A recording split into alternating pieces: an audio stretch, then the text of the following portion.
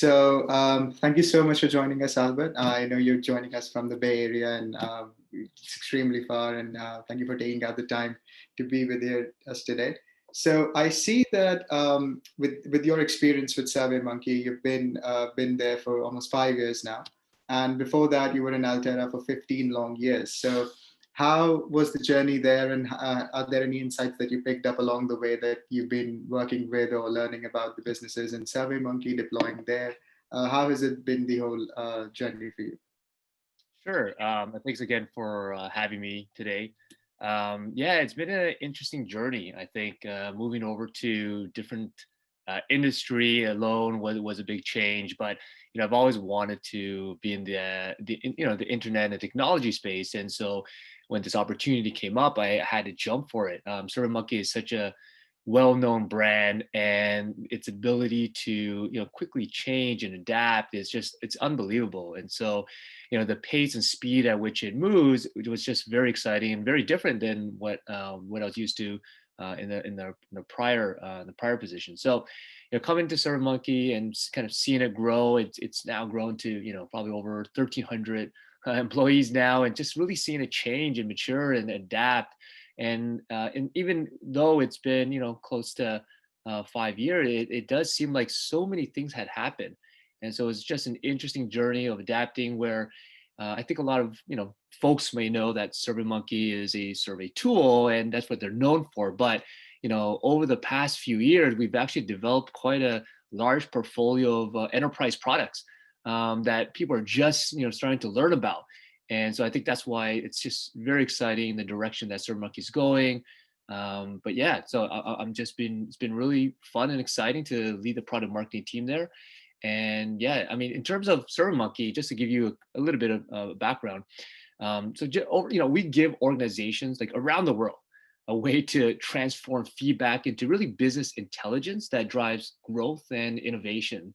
And by doing so, we help help customers capture feedback from really the people that matter most to them, right? And that could be trying to delight your customers with every single interaction, or enhancing the employee experience, or disrupting an established market. And so it's been a great pleasure to work with to be a part of the SurveyMonkey company, as it's a market leading platform that's actually trusted and well known. And we've have 17.5 million active users. We're answering 20 million questions every single day. In addition to that, just within recent times as well, SurveyMonkey has always been also very focused around DEI. So with diversity, equity, and inclusion, joining the Justice Collective, and they're really focused on trying to make the world just a better place. And so with that, empowering the curious as the mission for the company, it's just been very, very exciting and encouraging to see how SurveyMonkey is helping businesses all around the world.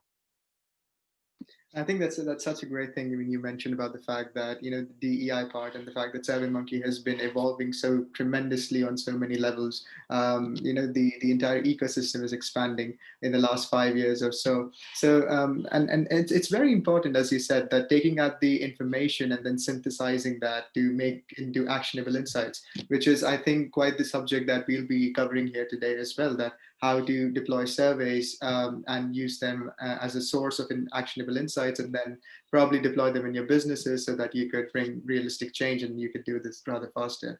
So I'd love for you to get into the presentation right away and take us through the entire journey of what you have in store for us. Great. All right. So let me here get started. All right. So, first of all, let's just first acknowledge that 2020 has been pretty much anything but predictable. With the global pandemic, it's been such a difficult time for businesses in all industries in all parts of the world. If there's one thing that's consistent, that it's sort of expect that things will change and kind of continue to change. Now, whether that's your customers and their needs are always changing, maybe it's the way they do business, or maybe it's you, like the company that you work for and the way you guys are doing business. So I'd ask, just think back, when was the last time you were able to sit down in person next to a customer, right, and have a conversation. Like that seems now so long ago. Everything's now video conferencing in VCs. Or just think about the last time where, every year we have tons of these industry events that you would have to be a part of or participate in. What happened to all those? Like all of those have completely changed. Now they're all virtual. And in my case, like, when's the last time that I even went back to the office? Like that was, seven, no, eight, maybe 8 months ago. And so, and even if you are currently in the office, I bet you the process has changed to ensure that you're healthy, that you probably have to report to the office to say like, hey, I'm healthy, but I need to, be at my workplace. And so all of these have changed, right? And so 2020 is just, it's an unprecedented sort of unpredictable type of year, with the global pandemic and all the changes. And so, with that, business are impacted, right? We just mentioned a couple things there. And the ability is we need to adapt, and all the business are adapting to the new normal and trying to change, to figure out how to do business. And in a recent SurveyMonkey research report, we actually saw that, and specifically, we were looking at, when I looked at the manufacturing type of companies, that 71% of manufacturing companies, as we were surveying across multiple industries, but if you look at the manufacturing industries, 71% of those companies adapted very quickly to the coronavirus crisis, right? They had to change, they had to do something. And that 41% of them had to change their business strategy. So something changed where the way they did business had to change. And so those are just examples of like how you need to adapt and continue to change. Along with that, as a result of that, really is the acceleration of the digital transformation. I think everybody is, going through that digital transformation, but what happened was when COVID-19 or coronavirus came in, it really accelerated because it forced companies to really think twice about, well, that plan that you had, maybe that you were planning for next year, we need to do that in the next month or so in order to continue and survive. And so we did another separate research report called the CX research report, and that showed that 70 of all the people we surveyed, 75% of them said they had to accelerate their digital transformation initiatives. And of that, 80% of them said their organization's online interaction has increased. So there's a clear change. Companies and businesses are learning to adapt, and it's causing this new cycle of like, hey, we need to figure out how to do this in a better way and in a more digital way. And so as part of that report, listening to customers and the customer feedback is actually more important than ever before. And so 87% agree with that, to say, customer feedback is just critically important. And then it makes sense when you think about it that if customer feedback is so important, then 60% of them said we had to add additional customer touch points. It was no longer okay to, we talk to a customer once and we wait, maybe a few months or 6 months or whatever until the next possible interaction. What we knew, what customers knew, that they had to increase the number of touch points to ensure that they understood the customer's needs and challenges, as again, it changes so quickly. And it's not just the CX functions or the customer facing team, even at the C-suite level, the executive level. When asked, 54% of them said, yeah, there has been increased focus on their CX programs by the C-suite. So this is not, again, it's not a temporary thing. This is something that continues to evolve. And the more invested you are, the more, putting the time and energy to really understand the customers deeply, that's what's going to help businesses survive, especially in this changing time that we're in right now.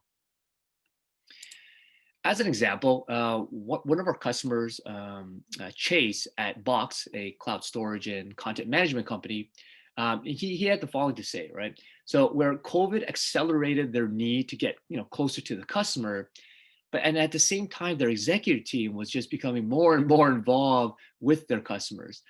And so Box used SurveyMonkey really to listen to their customers at scale, right? So they can get a pulse of their customers across their entire entire customer base. In fact, what they did was they mapped out the entire customer journey. And what they did was they inserted what they called listening posts along the way at moments of biggest risk. Then they took that and they surfaced that feedback directly into Salesforce. And that's where their sales and customer success is living in. So then they can understand what their customer needs and problems are. And they can provide a differentiated experience. And so if you're a sales or a customer success person, picking up a phone about to call a customer, you already knew ahead of time what they were thinking, what the challenges were. Because if you take a look at all the feedback and all that data, combine it with the data within Salesforce, they already kind of knew what was going to happen. So it was a great way to deliver a different type of experience for customers. And then along the way, they were able to highlight different ways to reduce churn. And again, to deliver this exceptional customer experience. So with that, I thought, it'd be good to share with you and everybody else here of how you can listen to customers throughout the entire buyer journey. So from awareness and consideration, and then moving to the purchase, making a decision and purchasing your product or services, and then to like retaining them, right? In the retention phase. And then finally, the advocacy phase. So in the awareness and consideration phase of the journey, you're really there like creating and launching marketing campaigns and activities. And what you want to do is you want to get noticed, right? You want to attract new customers.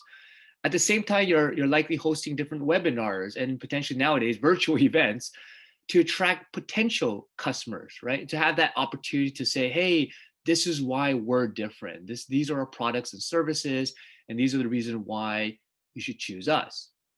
Well, in this situation, surveys can be very useful to measure the effectiveness of these marketing activities. So, like, what if I told you that, if you were about to create a new marketing campaign, and I told you that, hey, if you use surveys, you can kind of figure out and optimize and measure the effectiveness even before launching the first campaign, right?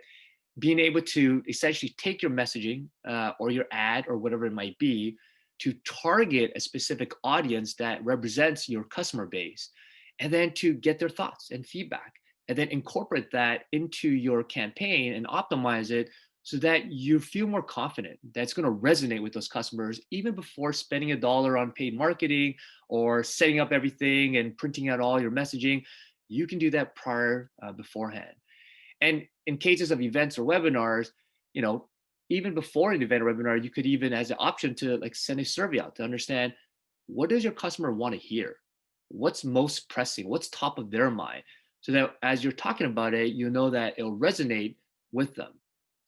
Even after the event, to send a survey afterwards, because what you want to do is always learn, constantly learning and understanding, well, what really worked well and what were the areas that didn't work well. And so you want to constantly improve and figure out, well, at the next webinar, the next event, what are the aspects that could be improved based on all these feedback? So surveys can be an effective way to really improve your marketing activity. And at the end of the day, what you want to do is deliver more leads and deliver high quality leads. And so let me give you an example here. This is something that we did at SurveyMonkey, right? So as I mentioned earlier before, SurveyMonkey has always been known to be an easy to use tool, very quick, very simple and easy. But over the years, as I mentioned, we've actually developed quite a few different enterprise grade products. And what we've realized is that the majority of our customers are actually using SurveyMonkey for business needs, business challenges to try and drive growth and innovation. And so to kind of support that, the marketing team went on to develop a brand campaign. We updated our positioning and messaging. We thought about what we wanted to say, how we wanted to come across to be more enterprise-like. And so it's interesting here because there are different combinations, right? How do you know which message is going to resonate? Which color is going to resonate more? Which image is going to resonate more? And so as you can see, there were quite a few combination that we could have. And it was kind of subjective. We all sat in a room and had our votes of, well, which one do we think is going to be is going to perform the best. This example was actually very specific to the San Francisco area as part of a larger campaign where we had multiple marketing channels. But as one of the different channels, this was the out of home advertisement through bus ads and other billboards and so forth. But specifically on the bus ad, this is kind of a question that we had. And so what do? We used a survey, right? Before we spend all the money and to launch all this, let's create a survey, target the audience and the geography that we were looking at, share with them these different concepts to get the reaction, right? Did the message come across? And so that's exactly what we ended up doing. And so we ran the survey to this target audience, and this process is really called concept testing. And these are one of the many different use cases that you can use surveys for. But concept testing is to essentially say, look, we've got a bunch of different variations, and we want to get our target audience's reaction to it. And we actually looked at 11 different attributes. There's a few of them that's shown here in this example, but it can range from the overall appeal of that ad, the ability to recall, did you remember that was from SurveyMonkey? The believability, can you believe what the message is saying? Uniqueness, is this different and stands out compared to other messages that might be out there? And is it persuasive? Does it make you want to do something, right? Does it want to make you look up SurveyMonkey or try to resolve a particular problem? And so it's a really interesting project because one of the things that was kind of contentious was the color. Interesting enough, blue is generally known for, enterprise, right? So that color is associated to like enterprise type of product. But SurveyMonkey brand color is a type of green. And so there was a question of like, well, if we want to be more enterprise, should we, lean towards a blue color? And so that's why that was one of the options. And we weren't sure, right? And so that's why by doing a concept test and really reaching out to your customers or prospects, I should say, what do they say? How does it react to them? And what we found out was it was pretty clear that green actually did very well, right? As you can see as part of these results, that it did help us with the overall appeal. It came out as professional and so forth. So I think, if you think about heading into an executive meeting where we have a bunch of, we have a marketing campaign, a bunch of different variations, and we want to ask them like, hey, this is what we propose, but what are the reasons behind it? Was it a gut feel? Was it based on experience? It might be a combination of all of that. But when you come in with data to say, for that audience that's going to see that, we've already pre-tested that in a way and got their reaction. And so it's very clear that the majority of the people and the results are statistically significant to show that, hey, the color green is actually okay. And the messages we can tweak and change to optimize based on all the feedback. And that's a little bit about the taking the action, right? You can create a survey and get some feedback, but what do you do with it? So this is very telling. This is clearly showing you out of the different attributes, which ones are leaning more towards a certain concept versus another concept. And with that data, it helps you to essentially make a data-driven decision along with the other things that you are trying to do. So that's an example of really using surveys to get feedback to take specific actions around that. There's actually another example I'd love to share with you, and that's with Chime. It's an online banking business that's also in the States. Excuse me. So they actually they were in a situation where they had the opportunity to sponsor the Dallas Mavericks, right? And these are the professional NBA basketball team.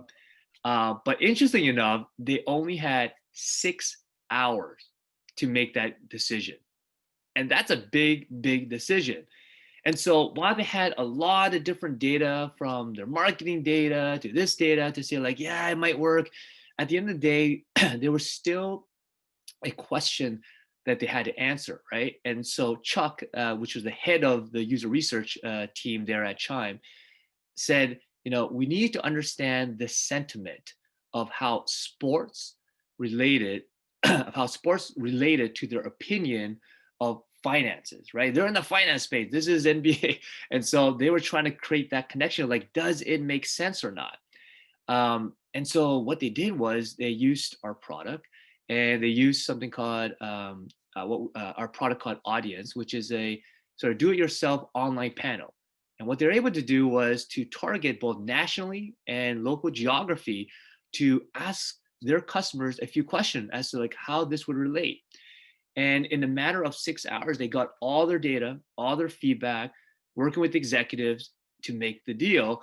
And essentially, they actually did move forward with that, and they are currently now a sponsor for the NBA Dallas Mavericks team. So it's just amazing how powerful surveys are to get that feedback in a timely way.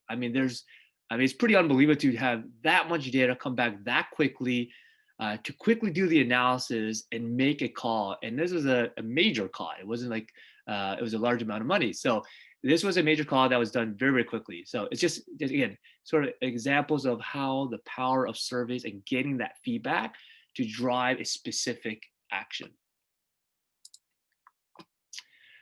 All right, so let me talk about the next phase. So the next phase is essentially when you find out, hey, you've gained a new customer, or potentially, I'm sorry, but you may have lost another customer to one of your competitors, right? Now, surveys here is a great way to learn about your prospect's experience and to really uncover the reasoning behind their decision, right? Which when in turn, if you take all that feedback, can help to improve the sales experience, maybe gain a competitive intelligence as to like, what are the competitors offering? Why are they leaving us for our competitors? And ultimately, what you want to do is leverage surveys to get feedback to increase sales results, right? That's at the end of the day, what we want to do is improve the win-loss rate, and taking those findings and taking action on them. So, win-loss surveys can include questions to better understand the prospect's decision criteria. What were they really concentrating on? Their reasoning for decisions. So if they didn't go with your product or service, and in this case, it's just an example of one of our other products get feedback, was it the pricing and packaging? Was it missing certain feature? Was it the timing that wasn't right? So what you really want to understand is the reason behind their decision, right? And what you want to try and do is find a pattern. As you work with multiple prospects and customers and opportunities come by, is there a theme? Do you see something that's consistent across multiple customers that you can pick up on and make a change? It could be around price points. You want to understand your strengths, but also understand your weaknesses during the evaluations. How do they rate their sales experience? There's so many aspects of how quickly sales got back to them, about how knowledgeable they are, about the actual demo process, if there was one, or samples. And there's just so many different aspects of that process that you want to be able to capture their honest feedback so that you can learn and make change. Now, you can see how useful and actionable some of these responses could be. And it might lead to changes in your sales process, or potentially some of your policies that you might have, or how you market your product, or even to some extent, if it's consistent feedback and you need to make a company strategy change. So all of this is just very, very valuable, tying it back into that specific opportunity, the contact, and the salesperson all involved. Now, one way of doing this is to make sure that you move the data around. Just because you capture the data, if it sits in there and you're the only one that sees it, well, what action can you take?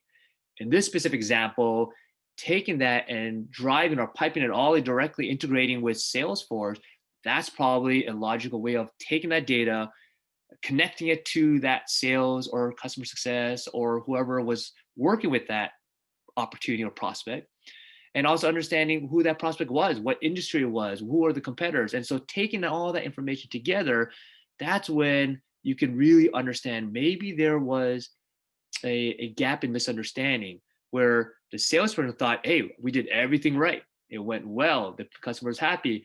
But at the end, when they didn't choose us, and you read the other side, it's like, oh, they had a different set of expectations where the sales potentially did not meet their expectations. So understanding both sides, taking all that into account, mirroring the two data, And that's how you're able to take action. So the next phase is retention. It's a well-known fact that acquiring a new customer costs way more than retaining a current one, right? Customers that are loyal and return year after year are much more valuable to a business than customers that come and go. So the question is, now that you've gained their trust, like they said, hey, I want to buy your product, I want to buy your services, great. The question now is, well, how do you track that happiness and loyalty? How do you maintain it, right? They're happy enough or convinced enough to say, hey, I want to jump on board. But what you want to do is make sure that their continued happiness and loyalty remains the same or increases.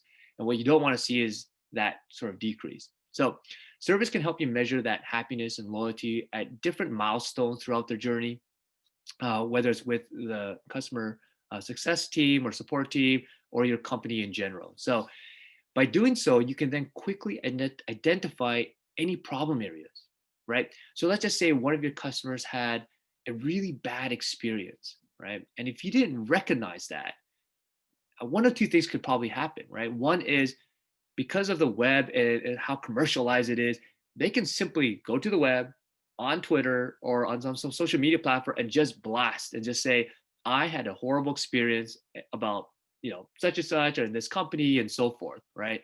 And so how do you get ahead of that, right? This is 2020 now. People are able to just communicate so quickly and so broadly. And so having a post and more posts or again, back to that Chase example of the listing post with Box, is right after the interaction, can we ask them how they felt, how was the service delivered?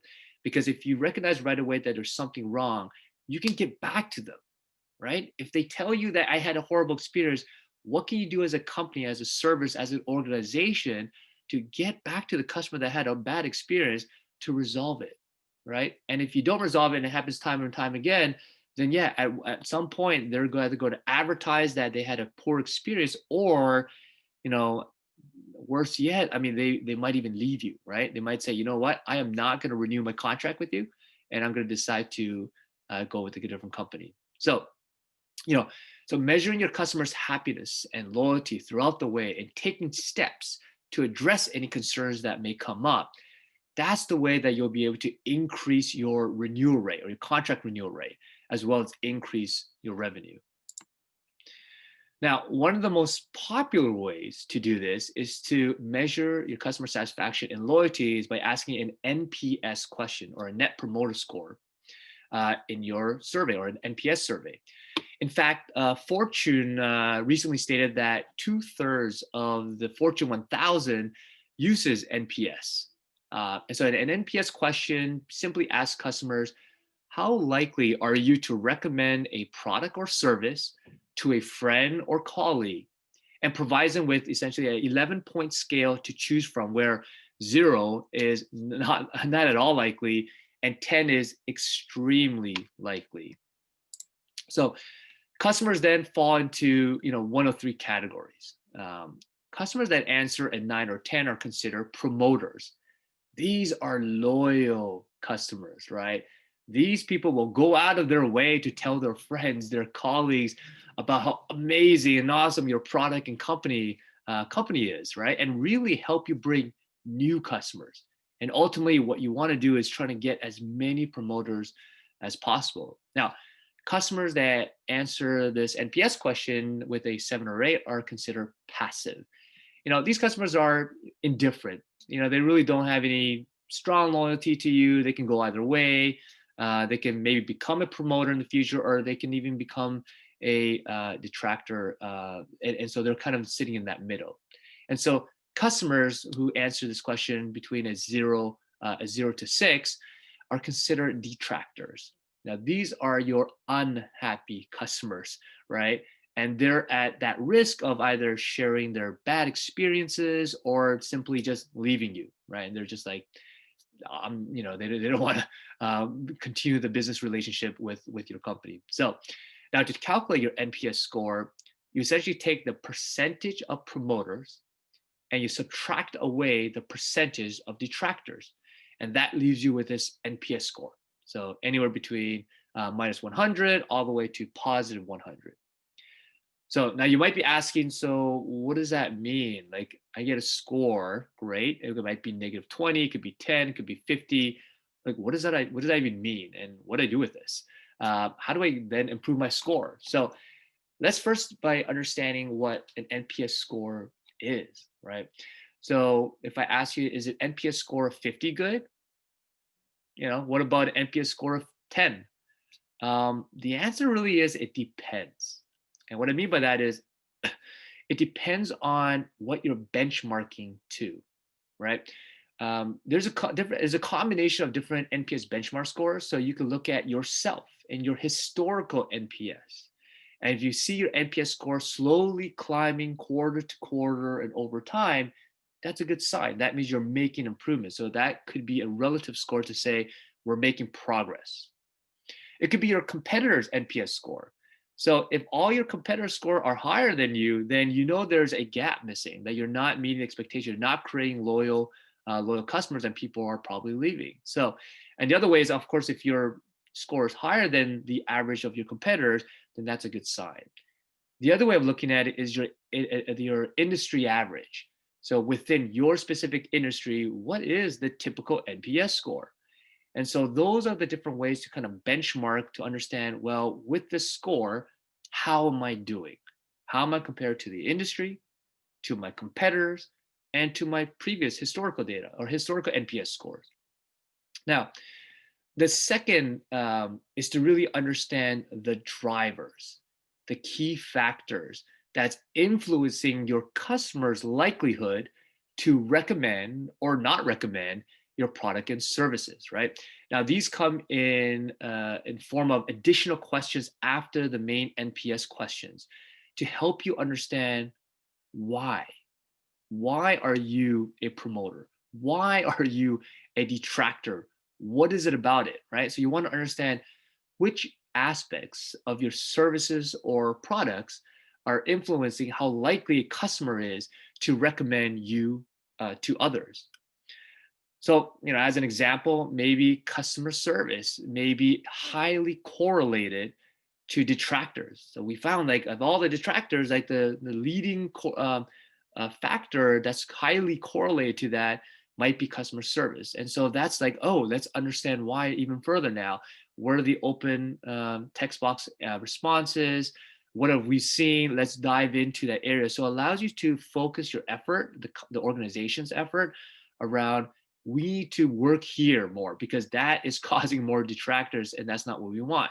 Again, keeping an existing customers is a lot better than trying to find new ones. So that's an example of how you could leverage NPS to find out where in the experience you need to focus on, but also where it's really working and are creating promoters and using that as a way to promote to new customers. I'll give you another customer example where we had a customer, Greyhound, right, is one of the largest provider of intercity bus transportations. They transport, I think, 16 million passengers by bus every year. And so they were able to use SurveyMonkey and NPS surveys to really increase, number one, their survey response rate. It jumped to, I think it was like under 20 or about 18%, all the way up to 94% response rate. And then use that learning to really improve their NPS, their net promoter score. So in a matter of a few months, they actually were able to take the feedback, act on it, and increase or improve their NPS score by 15 points. So it's just examples of, how do I even measure it? Well, NPS is a way of doing it. How am I doing? How am I compared to previous and other competitors? And then what can I do to improve it? And that's where the driver analysis or understanding those key factors as to why people love your product and services and why they don't like it. All right. So now in the advocacy phase, here we really want to turn customers into ambassadors, right? And by using your customer's voice instead of your own, you'll be able to build trust, right? So in another SurveyMonkey research, we found that 82% of people trust the voice of of other customers over the brand or product copy, right? I think there's another research done a while back from the Nielsen research that found 92% of buyers trust their peers over advertisers, right? We're constantly getting a lot of the messages, and so making decision based on what other people and other customers and other colleagues have think about that product or services is a huge influence on how you make that decision. And this is also why social proof is so important and really helps you bring in new customers, right? At the end of the day, this is a cycle. As you create a customer, make them happy, now you want them in turn to use their voice to capture and to attract other new customers. So, so how does this all kind of work? So here are a couple examples. In this example at SurveyMonkey, we're talking about collaboration, how people can work together on a survey. And so these are additional capabilities that we have. And by serving our customers and asking them about their opinion about, well, how effective is this product? Or, how does this product or service help you deliver business growth? You can actually turn those responses into what we call tech facts. Like these are statements or quotes and testimonials. There's a bunch of different things that you can leverage the survey feedback and turn it into something else that you can leverage as a marketing collateral. So here's an example where we're promoting our survey collaboration capabilities. And as you can see here on the right-hand side, you see that tech fact claiming that 80% of our customers create better surveys and get better results when they collaborate.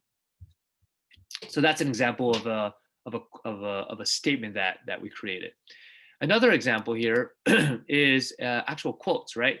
And so, how can you use survey responses to create this social proof for your web pages?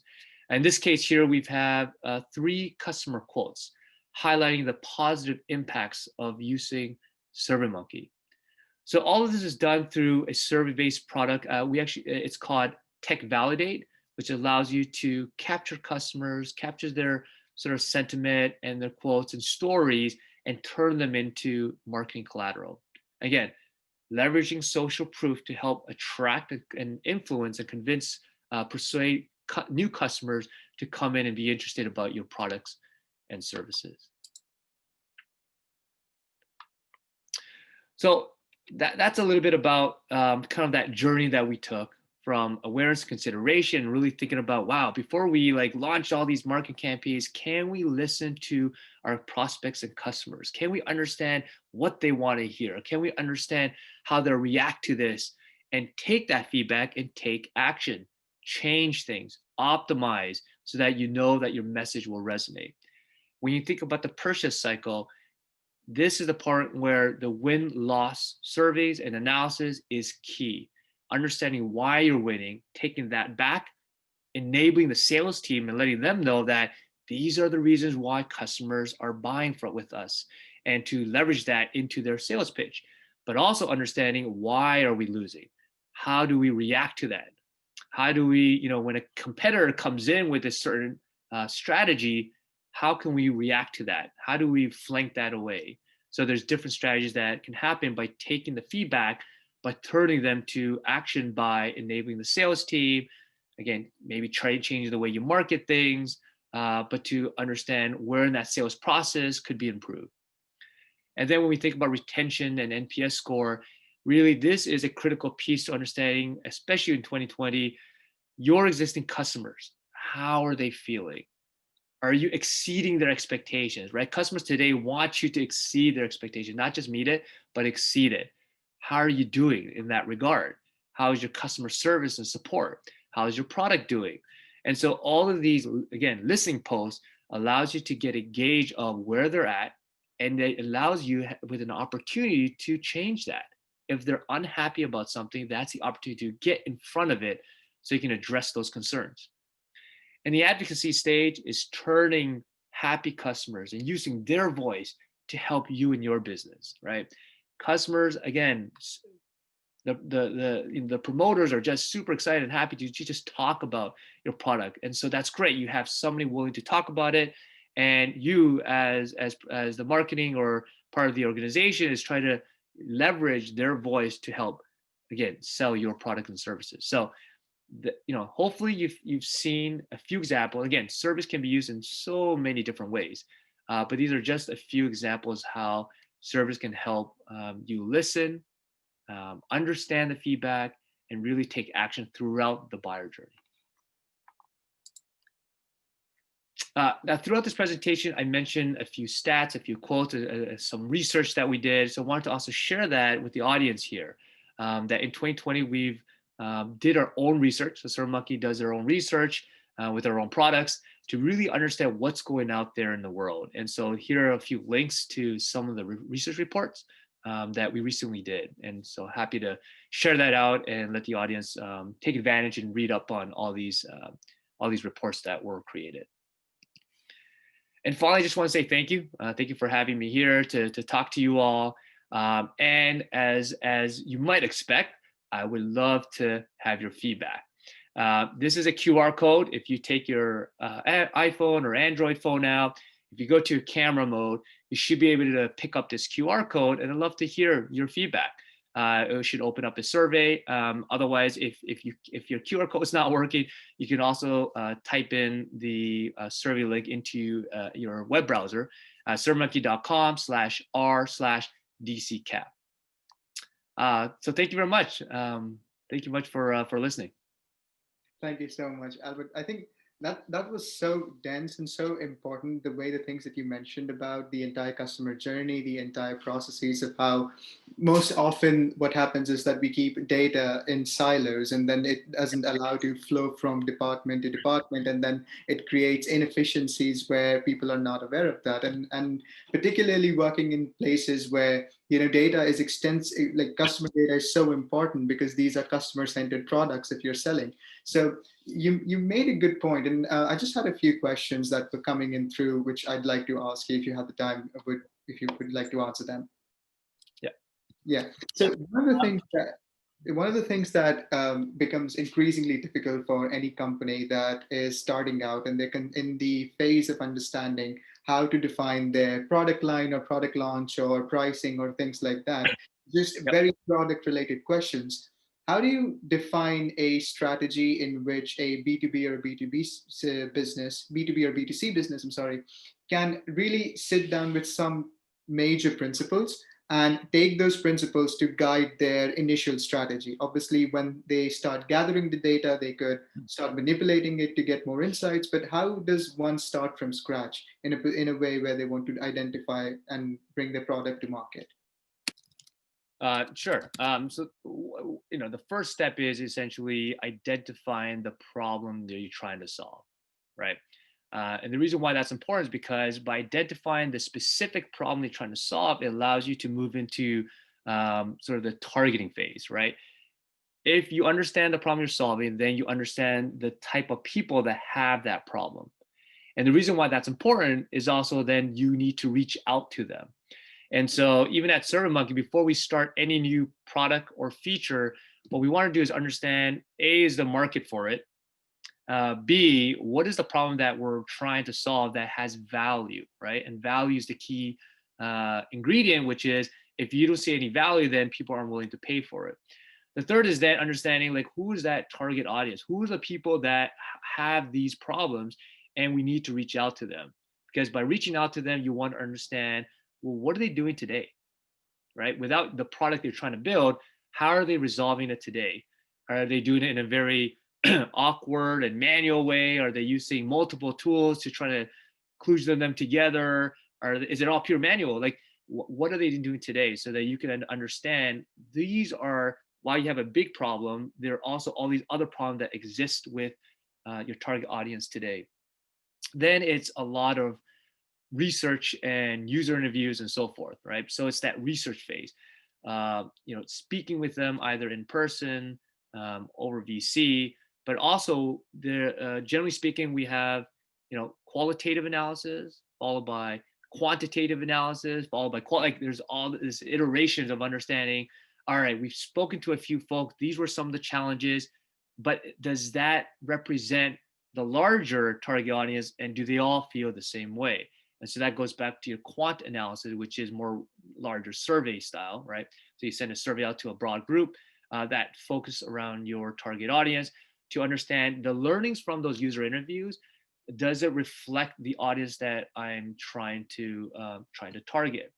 And based on that data, then it goes back into user interview to say, well, the large audience said this. Let's go back again to revise based on user interviews. So there's this sort of back and forth of understanding the customer's problem, the challenges, what they have available, what they're ultimately trying to do, how they want to do it, what other criteria or things that you need to consider, and it may be different in different industries and so forth. So there's a lot of information that needs to be sort of collected.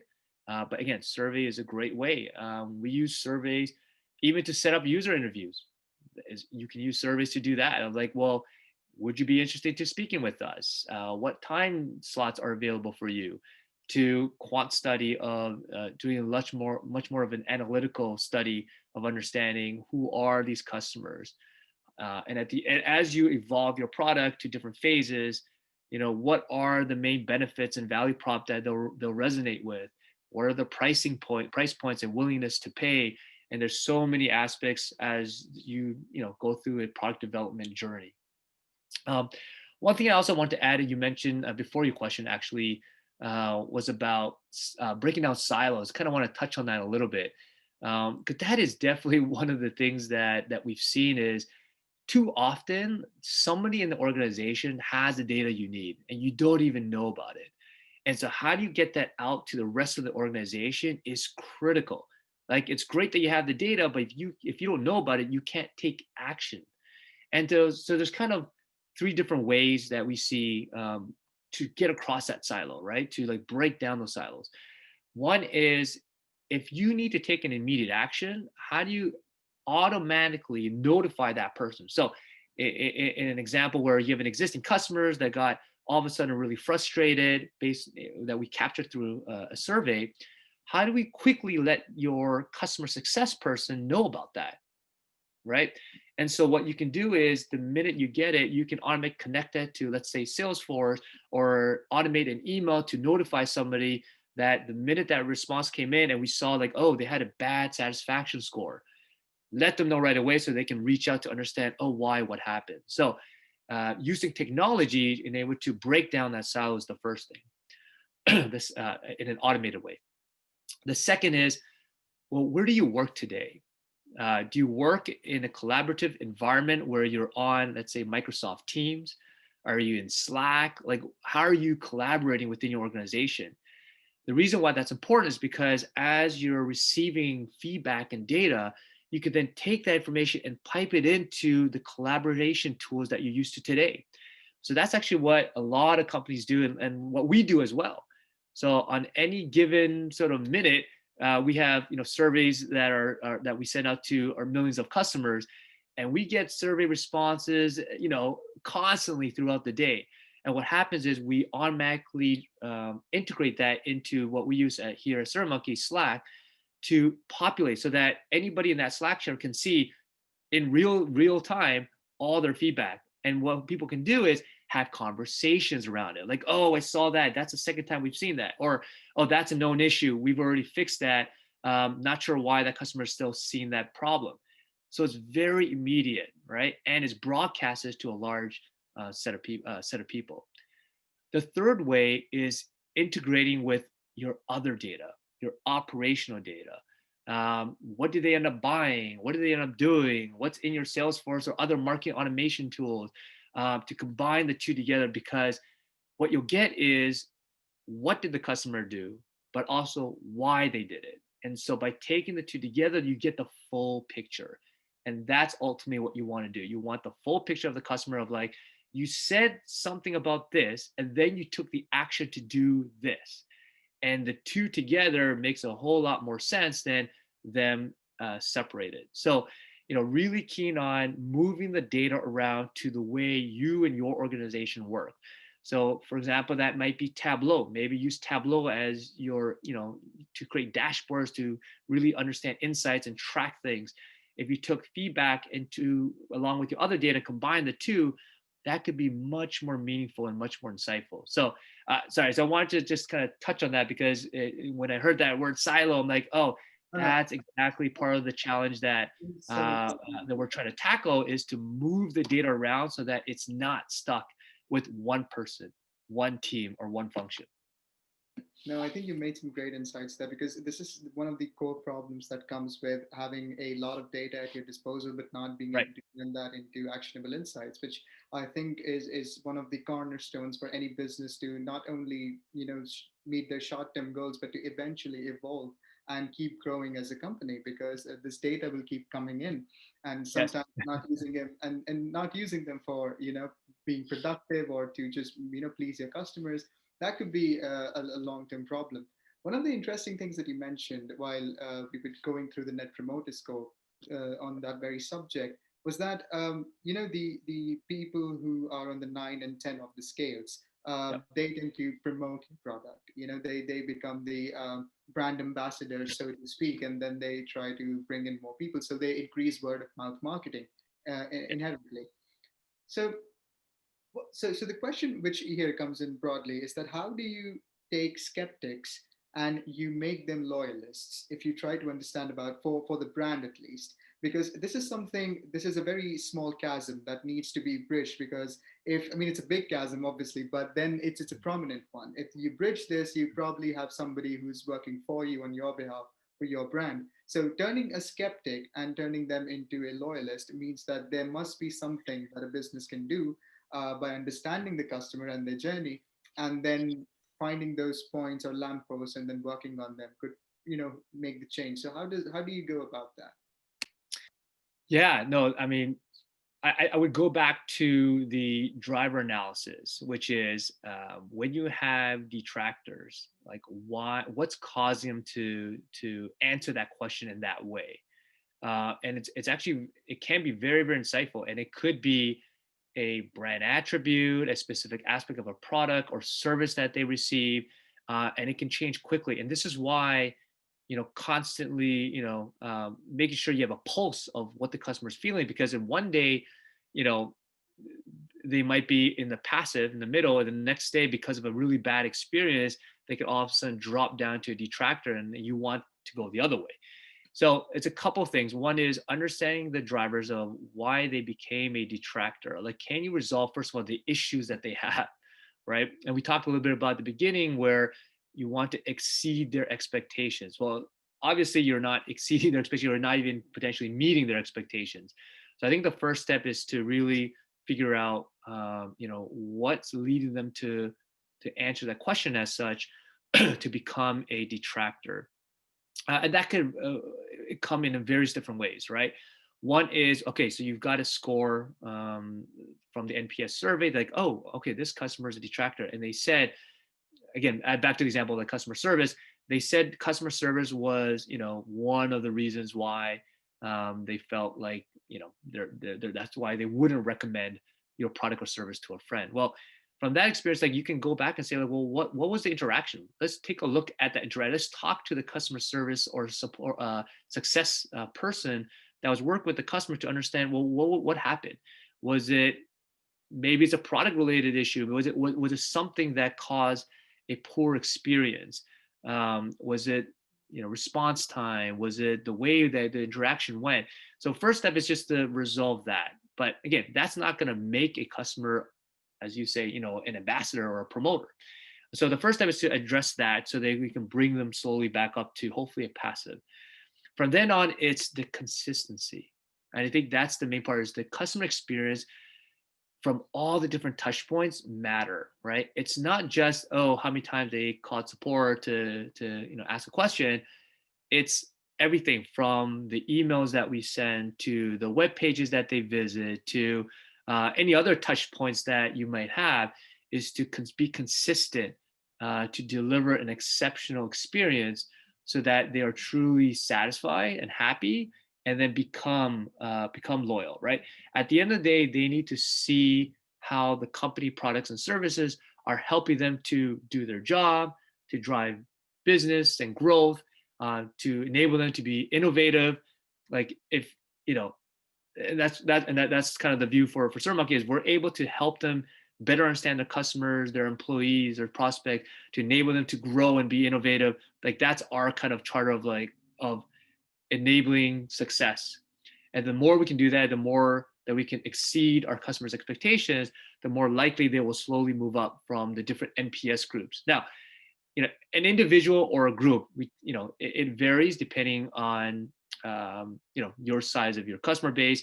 There are different activities that can kind of tackle broad-based things, or maybe you have one very, very important customer and you absolutely want to make sure that they are very happy with your services, products, and how you come across as an organization. So it's may not happen overnight, but you want to understand what are the challenges that they're seeing and that they're facing, to address those in the best appropriate way, and then to continue to be consistent in exceeding their expectation. That's what's going to be able to turn a skeptic into a promoter. Right. I think that was so true, and it's so insightful. The fact. I just had one last question, and this will be a quick one because we've sort of discussed this consistently throughout this entire this entire presentation. So a lot of the new age internet or modern internet that is coming up, the mega trend I see is that it's a lot about building communities online. So Yep. A lot of if you go onto the Reddit page or if you go onto any of Yes. these pages, people are unbundling the ideas. It's all about finding people who are like-minded and building communities on that. So in a situation like this, whenever I mean, this is talking about a decade from now or maybe 5 years from now. I mean, we don't know how things will change because nobody predicted 2020. but the way we see the trend going is that communities will take a much stronger place in all environments. I mean, whether it's workplaces or just social media or other things like that, whichever they will come in the future. So information, product information, or through surveys or all that kind of information, how does that complement communities, and how can communities take most advantage of this kind of information that they get through surveys or through these various sources? Basically, how can communities thrive more, or how can communities be built around this kind of information, and how we can get them? So I guess I'll maybe answer one part first, which is about how people get information. I think one of the trends, I was reading another industry paper that was talking about how in the B2B world, more customers or prospects are more and more likely to read up on your webpage, to read up on information before they even fill out a form or have the first sales call. So it's not that they would just call up your phone number or through a lead form to say, like, I just want to talk to somebody because I want to know about your product. They probably did a bunch of research, and again, more so today than ever before. And I think the trend will continue because of the web, right? The internet. It's just so accessible, and the way they think about making purchasing decision is really leaning on, again, what other people say, like the social aspect and your colleagues and friends. And again, as you mentioned, the communities. People will then enter the community to see, like, what is the community buying? What do they see the strength and weaknesses of these products? Because again, we went back to the trust factor. Mm-hmm. I will trust my community and my colleagues much more so than the company that's selling that product or services. Right. So this trend that's happening is all about making sure the information you're providing is accessible, that is providing the right set of information to those customers so they can make a call or compare against other competitors. But that community and that voice is also very important. So, I guess a couple of different things in addition to that is, one, you want to listen to those communities. Mm-hmm. And so, more important than ever, listening with a social listening tool to understand what are people saying. What do they, is there a new sort of thread that's talking about how great or awful your product and services are and what you can do about that, because it's just going to spread. And because of social media and the web, how quickly things can get out of hand, especially within that community of people who are diehards or people who really are thinking about your product and service in your space. They want to talk about it, right? And so one is listening to them as well to understand what they have, and but also is providing the information that's available. I think as B2B businesses move forward, to continue to make sure that they have relevant information on the page and not just a single lead form, right? You want to provide additional information so that customers can learn more about your products and tools, to drive interest and get them to that consideration phase so that they will reach out to a salesperson and have a deeper conversation about the value that your organization, your product and services can bring to them. No, that's absolutely true. And I think these were some of the subjects that bother a lot of B2B businesses starting out or in the long phases as well, who've established themselves and now they're just looking to go to the next level, but they just don't know how to. So Yeah. thank you so much, Albert. I think you've actually answered our questions beautifully and with so much insight that I think our viewers and us can deploy and go on to the next level and improve our businesses and our strategies in the coming decade. I mean, obviously, and this year, obviously, we don't know how this will come out. Yes. Thank you so much. So, one of the last thing is that if any of our viewers or anybody who will be watching this video when we publicize this on our socials and all these other spaces would like to reach out to you, is there any social that you use that they could reach out to you, or just any kind of connectivity there? I mean, actually, I would say, to follow the SurveyMonkey social handles. We actually monitor that very, very closely. Right. If you have any questions, I would love to take those questions to the community, and so that we can all have that conversation publicly. So maybe, use our SurveyMonkey's social media handles. All right, sounds great. So Awesome. Thank you so much for joining in, and I hope you have a great day. Thank you to you and to DCCAP for having me here, and it's been a great time. And again, if you have a few minutes, please click on that QR code, or if you look at the URL surveymonkey.com/r/DCCAP. Would love to hear your feedback on this presentation and some of the information that was provided here. Sounds actually works wonderfully. I just opened up on my browser. That's there you go. Wow, that's great. Wow, and that's a Net Promoter Score right there. Good job. Right away, the first question. So I will do that once I get through all this. So thank you so much for joining in, Albert. It's been a great day. Thank you. Thank you. Great talking to you too. Bye-bye. Take care.